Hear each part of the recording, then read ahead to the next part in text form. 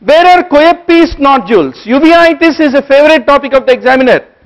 They are present, there are nearly how many questions? 14 questions came on the topic of uveitis in past 30 years APPG. So how many of you are going for 2011 exam out of you? Good. 11, very good. So a lot of fresh students are there. I like to tell you only one simple thing. You do your housemanship sincerely, you enjoy, you merry, read only 5 days a week, not a 7 day a week. The strategy to go to exam is very simple. There are hardly around 500 to 600 topics if you take All India, AIMS, PGI, AP question bank. First to know what topics you are going to master. Before we plan how to live with someone in our marriage, or which kind of a house we wanted to live, what is most important question to answer? With whom you want to live. If you are not clear about with whom you want to live, how you want to live is unanswered. Lot of times when we prepare for exam, we love to go and spend 10 to 12 hours in reading room. But 10 to 12 hours directionless without knowing what to read, but for a feeling that I should finish books is a futile effort. These 600 topics, 170 questions invariably come.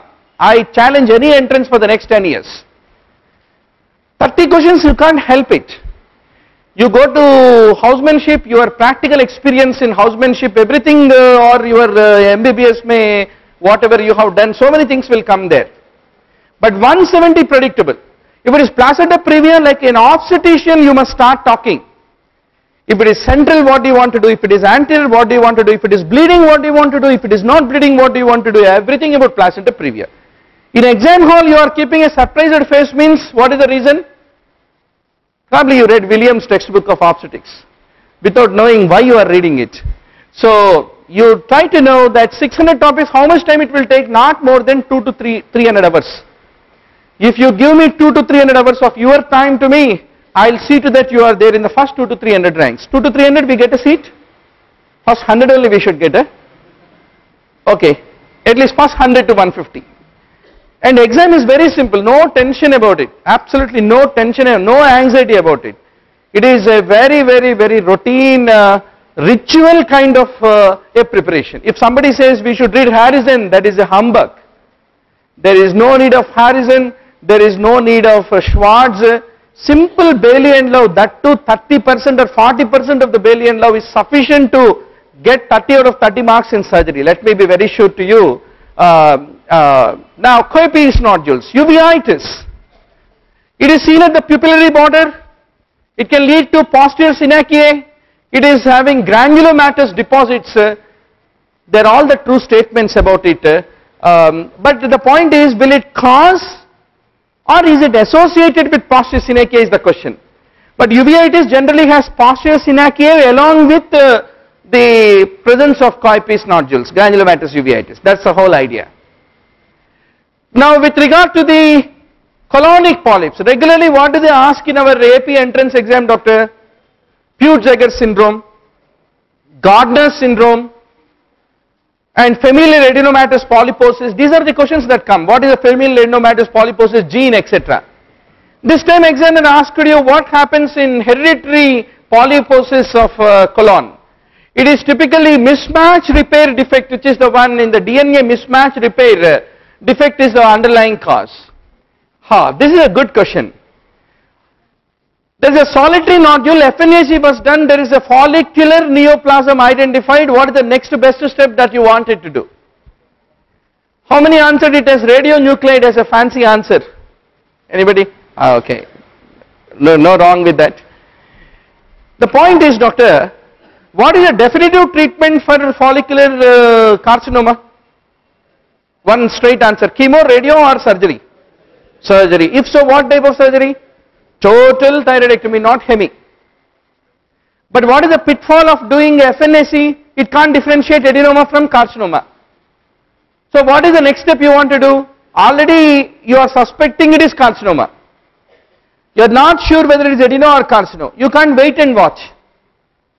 The other possibility is if you do radionuclide, you may recognize a cold nodule, etc. But radionuclide is a very outdated, obsolete technique. So the modern way is do a hemithyroidectomy, send for a frozen section. If the frozen section shows the malignancy, then do the total. So that is the general protocol.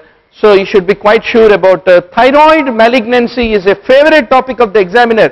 If I remember one Sunday we discussed about 8 am to 8 pm session around 10 to 12 malignancies. Thyroid, prostate, etc. Breast carcinoma, if I recall. So that you should be sure on protocols. Now positive end expiratory pressure. Ventilator is one topic in anesthesia, doctor. If you go back, 13 questions came about ventilator settings, different types of Mapleson systems, etc. Now the question comes, decreasing central venous pressure or increasing CVP, what will PEEP will do? It is an increase of the CVP, not decrease, but it will decrease the cardiac output, it will increase the residual volume, it will lead to sodium retention.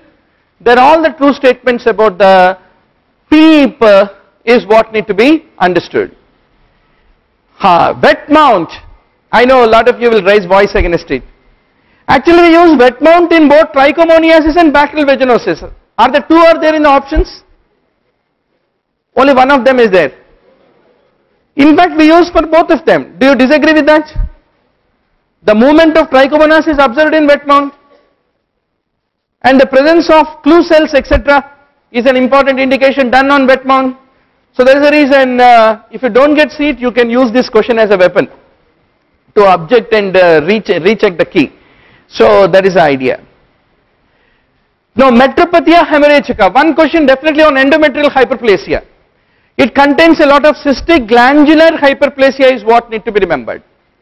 If there is a atypical endometrial hyperplasia, what do you want to do? In a 42-year-old means you can go ahead with hysterectomy is what need to be remembered. Oh, regularly we talk about valvular heart disease. One question on MVP is not a unexpected thing, it is a very expected thing. So mid-systolic clicks, if they are there, you are suspecting mitral valve prolapse, echocardiography can be able to nicely delineate whether it is only isolated MVP or MVP with MR, MVP with a severe MR. Shall you intervene surgically or not? All these decisions are made based upon the 2D echo findings, which is the next best investigation you need to do. One question definitely on anterior or posterior dislocation of hip, without that examiner never rests in peace. So flexion, internal rotation and adduction is what you see with posterior, and external rotation and marked abduction is what you see with the anterior dislocation is what need to be basically remembered. So a boy can climb up, developmental milestones, without that there is no paper at all. So what is this guy doing? He is reading high yield topic scanner for passing first class exam. What question examiners are going to ask selectively? In fact, if you look back, even our 7th class, 10th class, all these exams also are all stock questions. MBBS is all stock. Will there be unstock about it? No. So now the question comes.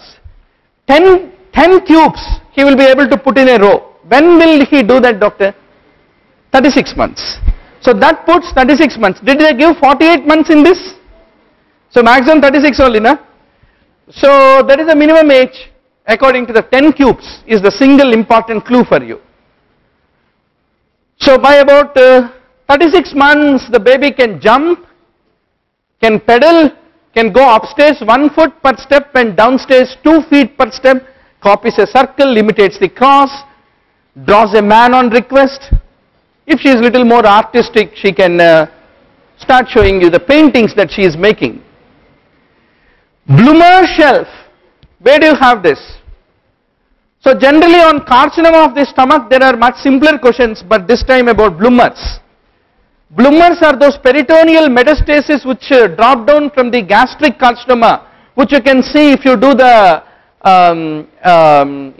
laparoscopy, typically the presence of the bloomer shelf. Now in adenoid hypertrophy, rhinolalia, clausa and aperta.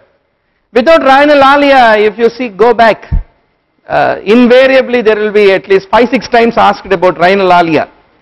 So clause I is closed, aperta is open. So if there is a adenoid hypertrophy, it becomes a closed port and there is a nasalized speech, whereas after you do adenoidectomy, the voice typically becomes open port is what need to be remembered. Caesarean section, doctor. We have raised a topic called caesarean in the APPG high yield topic scanner, which had about 12 questions in the past 30 years of APPG. So this time the question is, which is not an indication for classical caesarean? The carcinoma cervix, cervical fibroid and a previously repaired VVF, vesicovaginal fistula, they are all the indications for the classical caesarean, but the past classical caesarean is not an indication for present classical caesarean. So that is what you should be very, very sure about. So definitely one question comes on the malaria. Complicated, severe falciparum, complicated malaria. How many answered it as chloroquine? Huh? Chloroquine was not there? Fourth option was? Primaquine was also there, okay, not an issue. But between artesunate and chloroquine, what do you want to choose? Huh? Artesunate any day. Gone are the days of quinine. We are in the modern era of Chinese medicine and our students going and doing MBBS in China. So artesunate, artemether, the products of China definitely must be imported in our country. It's very simple to treat with artesunate, not much of vomitings or any problems. So which is a great advantage. Now one question generally comes on, what are the 4 syndromes that you know in the brainstem, doctor? Weber's, Klotz, Benedict's, Nothnagel. One question will come from any of these topics. So what is Benedict syndrome? In Benedict syndrome, there is a paramedian midbrain syndrome. Midbrain mein which cranial nerve nuclei will be there, doctor? 3rd, 4th, 5th, 6th, 7th in pons. 8th, 9th, 10th, everything in vagus, in medulla, in the brainstem, cranial nerve nuclei, okay? So, the cranial nerve 3, oculomotor palsy with contralateral weakness, with cerebellar ataxia including tremor contralaterally, with red nucleus involvement, it's called rubral tremor, is what you see in Benedict syndrome. So many times we discuss this in our regular sessions. So it does not involve pons, it involves midbrain, not the pons. Was it there in the question options? Lesion in the pons, that is wrong about it. Nitroblue tetrazolium test is used in chronic granulomatous disease and it is used to check the phagocytic ability. So inflammation and immunodeficiency disorders is a favorite topic of the examiner. Caseation, why does it occur? It is a liquefactive necrotic phenomena which is responsible for all the caseation. Schizophrenia, without that there is no paper in any entrance you go. Now where do you find echolalia, echopraxia, altered motor behavior and negativism? They are all the features of the catatonic schizophrenia, as all of you know very well.